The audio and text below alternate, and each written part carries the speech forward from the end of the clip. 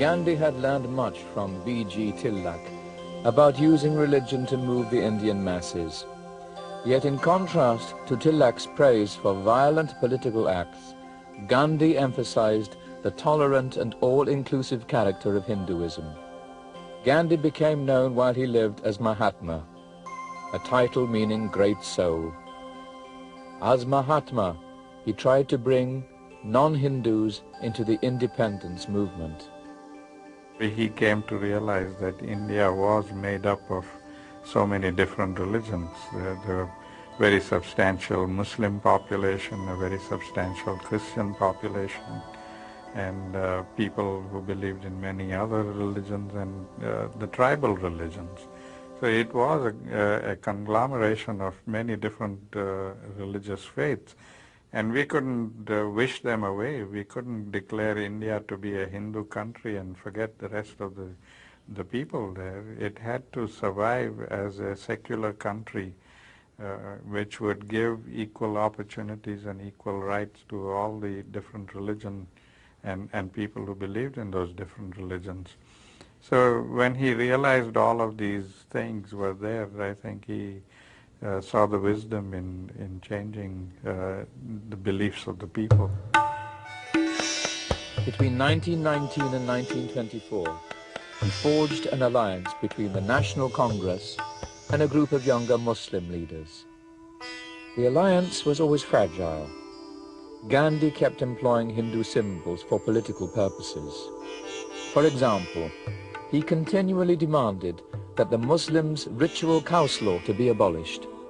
Muslims had no objection to eating beef, and on their feast commemorating Abraham's sacrifice, they often slaughtered cows ritually. Like B.G. Tilak, Gandhi adopted the cow as a symbol of Hindu India. In his mind, Mother Cow was inextricably identified with Mother India.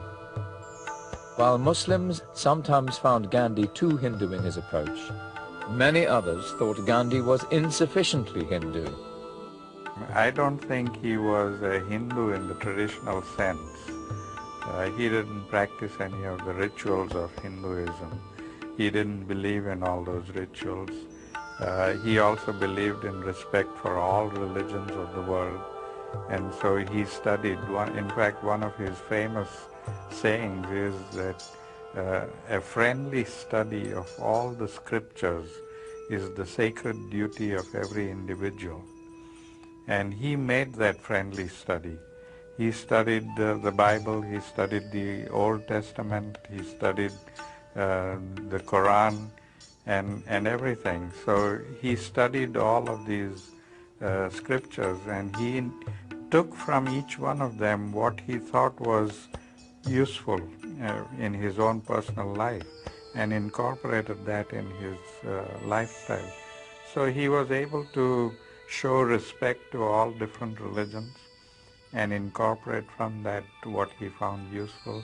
And so in a sense you might say that his religion or his practice of religion, although very substantially Hindu, was also very substantially ecumenical.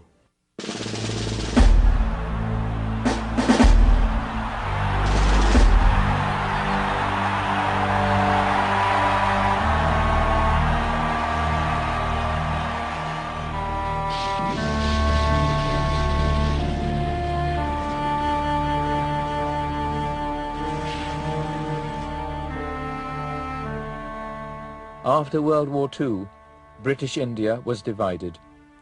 A new country named Pakistan was primarily Muslim, and India had a majority of Hindus. Many millions of Muslims remained in India, and Gandhi tried hard to heal the breach between Muslims and Hindus. People began to mock the Mahatma, calling him Muhammad Gandhi. In 1948, N.V. Godse approached Gandhi as he walked to a prayer meeting and shot him to death.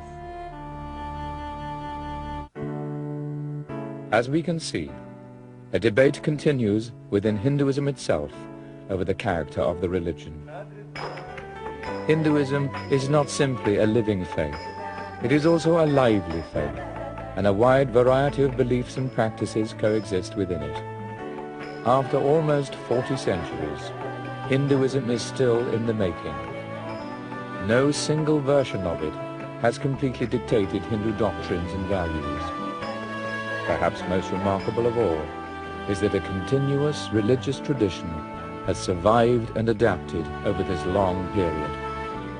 It is one of the oldest religions in the world. Despite the stresses and strains that it has endured, nearly 1 billion individuals in one way or another identify themselves as Hindus.